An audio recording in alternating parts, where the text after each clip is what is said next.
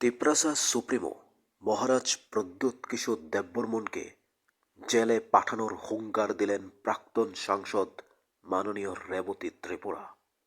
তিপ্রামথা বিজেপির সংঘাত, চ্যালেঞ্জ পাল্টা চ্যালেঞ্জ, আক্রমণ পাল্টা আক্রমণ, পাহাড় সমতলে উত্তপ্ত রাজনৈতিক বাক্য। সামনেই এডিসি নির্বাচন, কিন্তু কখনো ডেভিড মোরাসিং ভার্সেস রেবতী ত্রিপুরা, কখনো মহারাজ প্রদ্যোৎ ভার্সেস মাননীয় রেবতী ত্রিপুরা, আবার কখনো মাননীয় মুখ্যমন্ত্রীর সাথে মহারাজ প্রদ্যোৎ। কি হচ্ছে এসব? কি হবে আগামী দিনে? মাননীয় মুখ্যমন্ত্রী বলছেন 28-28, মহারাজ প্রদ্যোৎ বলছেন 28-28। কি হতে যাচ্ছে? তবে কেন মাননীয় রেবতী ত্রিপুরা এবার চটলেন মহারাজ প্রদ্যোতের উপর? বলছেন অডিট করিয়ে ছাড়বো, নয়তো জেলে ঢুকিয়ে ছাড়বো। কি বললেন মাননীয় সাংসদ রেবতী ত্রিপুরা? দেখুন ওনার বক্তব্য কতটা স্পষ্ট, কতটা জোরালো। এবং তারপর সমস্ত রাজ্যের 40 লক্ষ মানুষ কি বলবেন, 14 লক্ষ তিপ্রাসা কি বলবেন, কমেন্টস বক্সে জানতে চাই। তবে শুনুন আগে কি বললেন মাননীয় প্রাক্তন অডিট করিয়ে ছাড়বো, এটা তাদেরকে চ্যালেঞ্জ দিয়ে আমি বলছি। অডিট করিয়ে ছাড়বো, জনগণের টাকার হিসাব দিতে হবে, না হলে জেলে যেতে হবে। অডিট করানো হয় না, অডিট করানো এটা একটা সংবিধান, সাংবিধানিক বিধান। সংবিধানে লেখা আছে ভারতের রাষ্ট্রপতি আমাদের অডিটর জেনারেল এন্ড কন্ট্রোলারকে নিয়োগ করবেন এবং তিনি রাজ্য দেশের সমস্ত ডিপার্টমেন্টের সরকারি টাকার হিসাব তিনি করাবেন। উনার দপ্তর আমাদের গভর্নরকে চিঠি লিখেছিলেন যে ত্রিপুরা রাজ্যে এডিসিতে মথার সরকার অডিট করায় না, আর্থিক শৃঙ্খলা নেই, তারপরও তারা এখানে করাচ্ছে না। আমরা বিজেপির তরফ থেকে, জনজাতি মোর্চার তরফ থেকে আমরা ডেপুটেশন দিয়েছিলাম, জোনাল সাব জোনাল চার্জশিট দাখিল করে, কিন্তু আজও সেই অডিট তারা করায়নি। আমি এখানে দাঁড়িয়ে আবার বলতে চাই যে এডিসির মাথা প্রদ্যোৎ দেববর্মাকে অডিট করিয়ে ছাড়বো, এটা তাদেরকে চ্যালেঞ্জ দিয়ে আমি বলছি। অডিট করিয়ে ছাড়বো, জনগণের টাকার হিসাব দিতে হবে, না হলে জেলে যেতে হবে। জেলে যাওয়ার জন্য প্রস্তুত থাকো, না হলে অডিট করে রিপোর্ট জমা করো। কারণ এটা সংবিধানে লেখা আছে।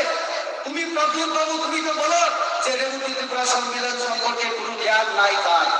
আমি না হয় সংবিধান জানি না, কিন্তু তুমি তো প্রদ্যোৎ, তুমি তো রাজা, তুমি তো সংবিধান জানো, তুমি তো পড়াশোনা শিক্ষিত, তো তাহলে এটা তোমার খেয়াল রাখা দরকার।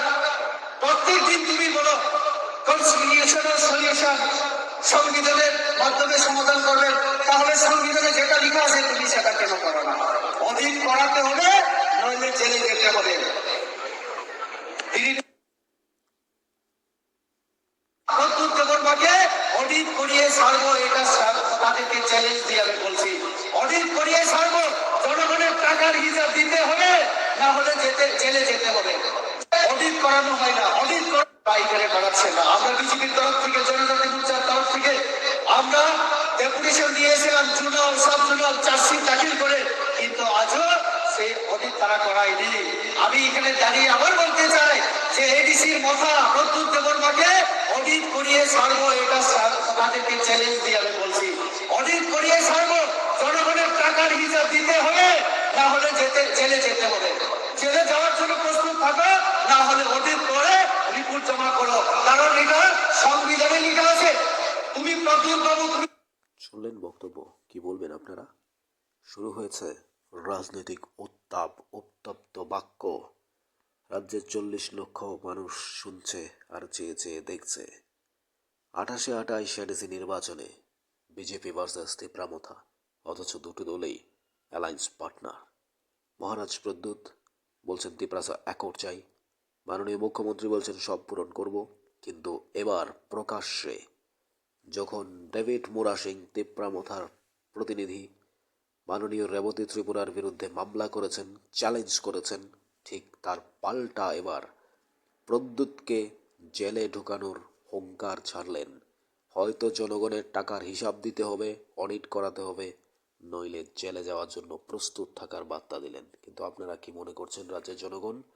40 লক্ষ জনগণ, 14 লক্ষ তিপ্রাসা কি ভাবছেন জানাবেন কমেন্টস বক্সে।